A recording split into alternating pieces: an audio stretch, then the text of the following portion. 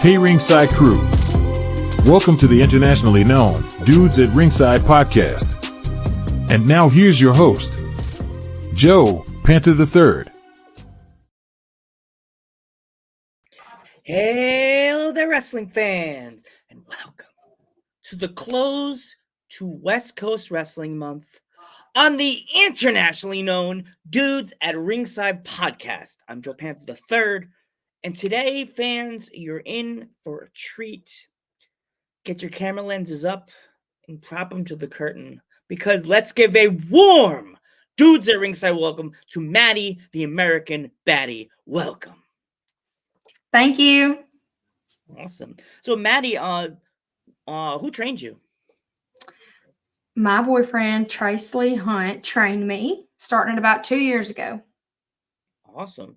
So, what kind of advice has he given you within, your training since you started? Like, what kind of advice has he started with? If you ever feel like you don't want to do it, don't do it. This isn't something that, especially if you want to be good, that you do halfway. So I think one thing he's always taught me is like the moment you don't feel like you want to do it, don't do it. So what were like the first thoughts you had when he started training you? Like, were you like nervous? Were you excited about this new adventure in your life? Like, did you already know that you wanted to be a professional wrestler young? Like, when did it start? A little over 2 years ago, I went to a EPW show before they had TV, and I watched maybe 4 or 5 shows, and then I was like, I really think I would like to do this. So, I messaged him. We got in the ring, and I really loved it. I was super nervous. It's a lot harder than I thought it was. And, so it kind of went from there, and then I fell in love with it. My first match live was television tape, like it was on television. So that was even more nerve-wracking than anything. But it's been great ever since then. Awesome. So, as a kid, who were some of your inspirations that you've took to now to being this American baddie? I would say I didn't watch much wrestling when I was a child. I watched a little bit of Monday Night Raw and stuff like that, the Monday Night War, stuff like that. But I would say today, like my idols, I have 2, and I've always taken everything that I do now from them, which is Tessa Blanchard and Toni Storm. I love both of them in the ring, out of the ring, on the mic, everything. So I've kind of taken it from that, because if you're going to be great, you might as well pick to learn from the best. And I think that, especially in the ring, Tessa Blanchard is the greatest women's wrestler in the world. So it's great to take from her. So when it comes to being like a wrestler, do you have to say something to yourself before you go to the curtain to make yourself turn into this character, your character or yourself? Or is it just something that clicks in your head when you come to the curtain? It's usually something that clicks, because 90% of my gimmick is real. Like, that's really me. That's really how I feel about some people that I have to talk to. And so 90% of it's the real me. Like, that's another thing that made me so easy to do this character, is because a lot of it is really me and how I feel and stuff. And it just kind of clicks, especially once the music hits and stuff, because I, have my custom music to me, what I like. And so all of that just kind of clicks. So what's that one song that you could put on in your car when you're traveling to the location you're having your show? What is it? What's on the playlist? What are you listening to? I would definitely say Black Sheep by Dorothy. I listen to Seth Rollins' entrance theme over and over. Oh gosh. Yeah, I love Seth Rollins' entrance. Cody Rhodes' entrance for sure. We have a wrestling playlist. It's nothing but entrances. So a lot of that. Bret Hart. What else? I really love Dorothy a lot. So she's got some really cool stuff. If I could have used Black Sheep as my music, I would have. And I have for sure emailed her and asked, but she is way too famous to respond back to me. I was about to say, you can find her representative on the internet, probably Google who her representative is, and send a letter and tell them what you do, and some you're a professional wrestler and you would like to know if maybe you can somehow right rings. And even though I'm a podcaster, I've reached out to the guy that got me into the Mhm. being want to do this right here because Elvis Duran from Z100 in New Okay. York, he's the reason why I became a podcaster. I've messaged the page like tons of times, but they're so big they probably don't even see the request box anymore. Yeah, no, and I've tried that, but I also think, especially with my character, like my character is meant to have custom music. Like it's not meant to use something from somebody else. So I think it went the right way with making my own music. Yeah. So, what like the week of a show? What is your normal schedule like? Well, I work a full-time job, so I get off about 4:30, and then I go to the gym, usually about 6 to 7 days a week. So I'd work out, eat clean. Um, I usually only ever do my cheat days on Sundays, and then a lot of times I'm wrestling on Sundays, so I don't even get that most of the time. So it's usually the gym, eating clean. About Wednesday or Thursday, if I know who I'm working, which 90% of the time I do, I will watch their matches starting about Wednesday or Thursday, figure out how they work, what I want to do, and then I start working through the motions. If I can, I go to a ring at least once a week and work through my match or just get in the ring. So that's usually what I do. I study matches. I go to the ring. I use EPW's ring about once a week and go to the gym. So, do you have any like fun stories from the road, from traveling and round and stuff like that with shows? Mm, I don't know about fun. We've had some long trips because me and him travel everywhere together. We live together. We do the business together. And so we've had long trips. I have the belt I have for in Indiana, which is moving to Florida soon. Ooh. Um, we had a show Saturday night, which Indiana is 10 hours from us. We had a show Saturday night. We had to drive 9 hours from that show to be there Sunday to wrestle at 4 o'clock. Now I have to be at work 7 o'clock on Monday morning. Oof. So we drove the 10 hours back, and I got home about 5:30 and had to be at work at 7. And that happens about once a month that we have to do that. So I would definitely say that, we're big foodies. So like always after the show, like I pig out like crazy. And so by the time I'm done ordering, they think that's our whole order and it's not. So stuff like that, I sleep a lot. So there's always a bunch of pictures of me sleeping. So I love food too. I think like a lot of my fans do. They love hearing Joe's. If you watch the Joe Panther Variety Show, I like to go to a restaurant and I'm trying. Like I go to a bagel place recently. I did a review, a hot dog place that's in upstate New York I called. love hot dogs. Yeah, it's a pretty good place. It's a local place in Port Jervis, New York, and Yeah. it's called Texas Lunch. It's like a lunchtime hot dog place. He has burgers, they have Okay. hot dogs, milkshakes. So when you Yeah. say you're like you're a big foodie, like what is like the most not crazy, but like fun places you've been to out of all the places on the road? Well, I will say that I have fallen in love with Culver's. Like, we don't have one around us. The closest one's like 6 hours away, and it makes me so sad. So, like, my order's super crazy. So when I go, and I hardly ever eat this much, but for some reason, being on the road 30 something hours makes me eat like a man. Oh jeez. So Sunday night, before we get on the road, drive 10 hours back, we go to Culver's, and I get 2 bacon cheeseburgers, a large fry, and then I also get codfish. They're fried codfish, and I eat every bit of it. Oh Every god, I bit of love it. And I my don't look like I eat like that, but I do. I do. there's a place, there's another place, but it's in my town of Milford. It's on the outskirts. It's called Balch's. It's like a fish, like a seafood restaurant. And on Yeah. Fridays, they do a fish fry Friday. Okay. So if you put that on your map, if you're ever in the Pennsylvania area and Mhm. you're in the Poconos, look for the sign that says Milford. Okay. Turn off that route, go down the 3-lane and look up your phone, Balch's. And like, if it's a Friday, definitely get some Balch's fish fry Friday. It's really good. Yeah, no, I love stuff like that for sure. It's local. It's a local seafood place. Hmm. On this podcast, we support local business. So, like anybody that's Yes. a small business, Yes, for definitely. sure. Yes, always. So, like when like you go to your shows and you and your boyfriend go to the shows, like, do you guys have to pack like a lunch, a breakfast, and like a small lunch before you get to the hotel before you go to bed and stuff like that? We carry a bunch of snacks and we do like, meat and cheese, like the little meat and cheese sticks and stuff, and we'll pack grapes, we'll pack all kind of fruit and stuff. But usually like breakfast and lunch we buy, like we're trying to get better at the packing breakfast and stuff, but usually we go out, like we love Tropical Cafe. We always get like the wrap and he gets a smoothie and we share it. And then for lunch, like we'll always stop somewhere because that's the one thing we try to do is if we're driving that far, we're trying places we've never had before. But as far as snacks and stuff, we pack like a car full of snacks and stuff.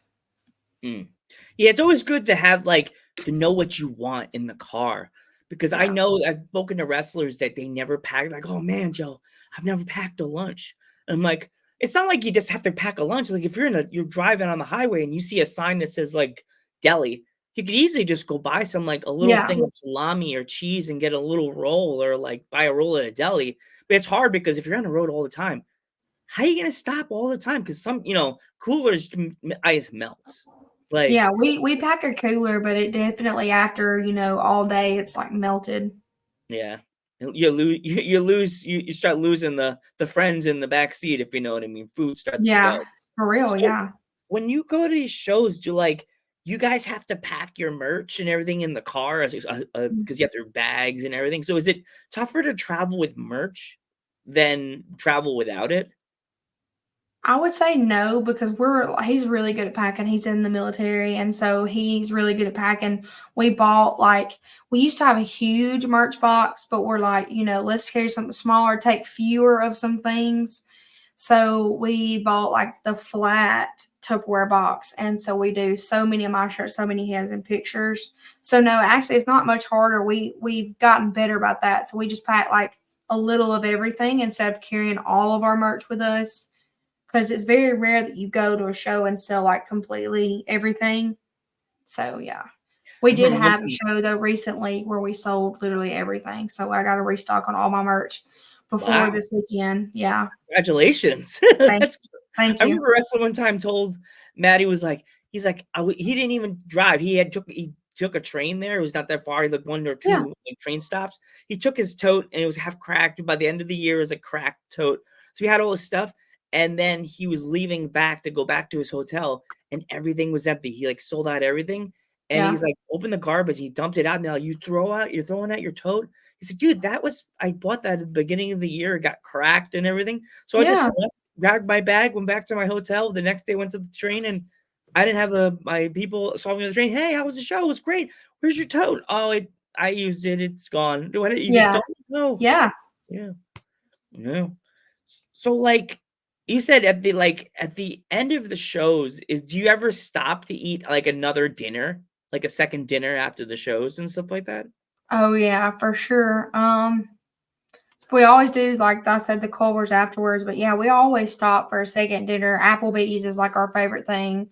It's just quick and easy. So after show, we'll go to Applebee's, Taco Bell, Mm-hmm. stuff like that. We like to after shows. Now we don't eat like that during the week or anything.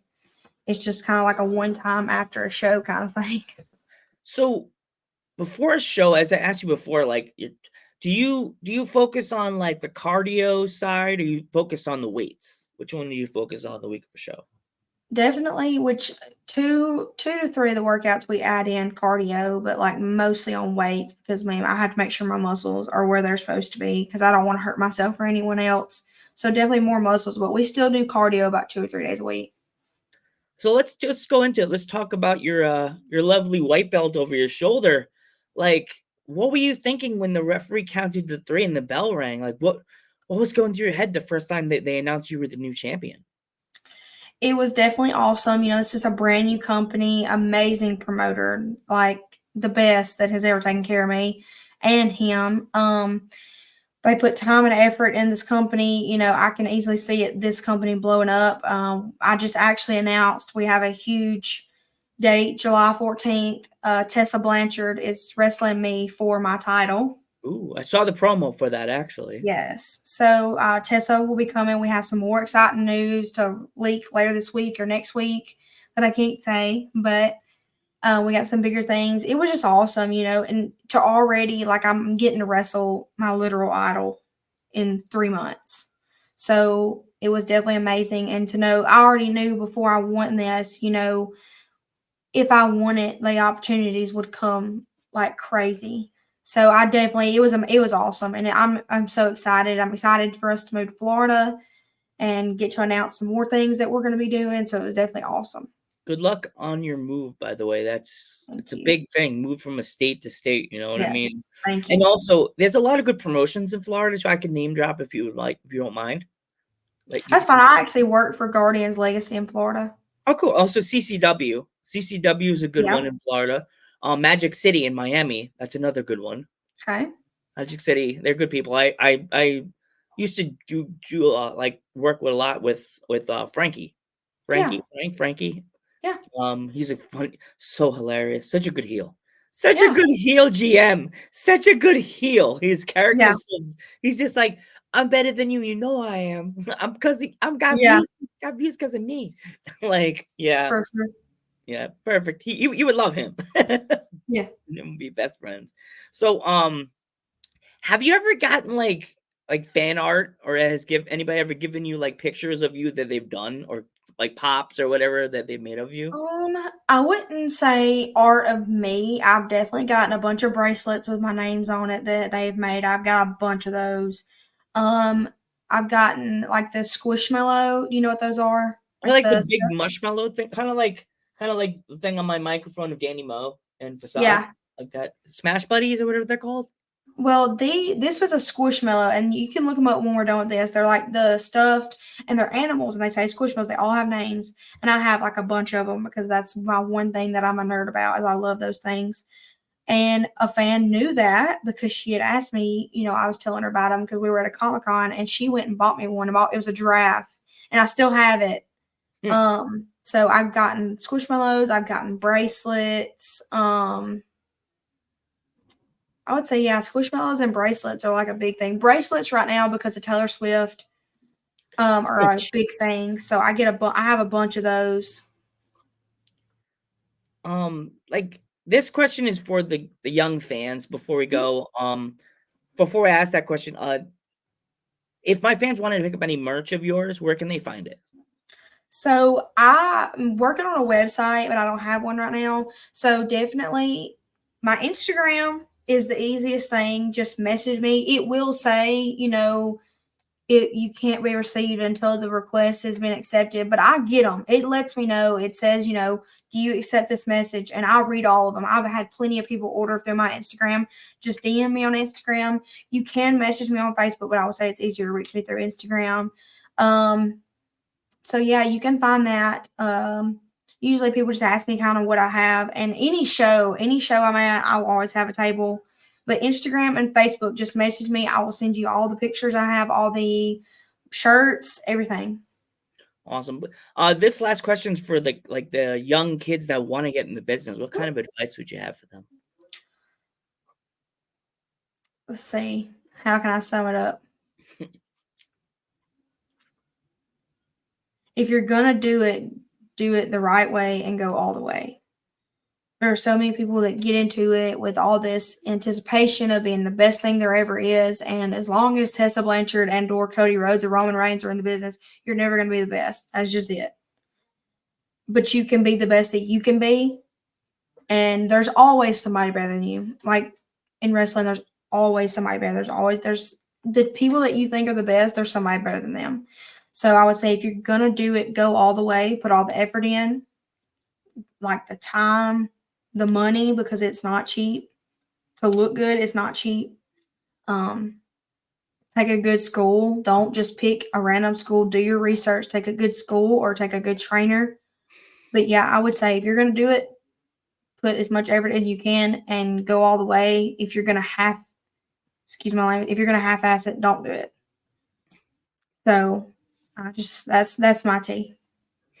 Awesome, Maddie. It's fine. This podcast is not PG. We're rated R. Okay, we're good. Okay, good, because that's just my thing. It'd be like the pirate from SpongeBob. This podcast is rated R. Yes. Yeah. But I try not to make it so rated R for the kids there's kids that can, I don't want to make it too rated R so the kids can't watch, because I like when young kids come up to me at shows. No, I definitely agree, but that's like my one thing is if you're gonna do it right. Yeah. Well, Maddie, I want to thank you so much for coming on the podcast. I'm so thankful to have you help me close out West Coast Wrestling Month. I'm Joe Panther III. And I'm Maddie. And we will catch you in the next one.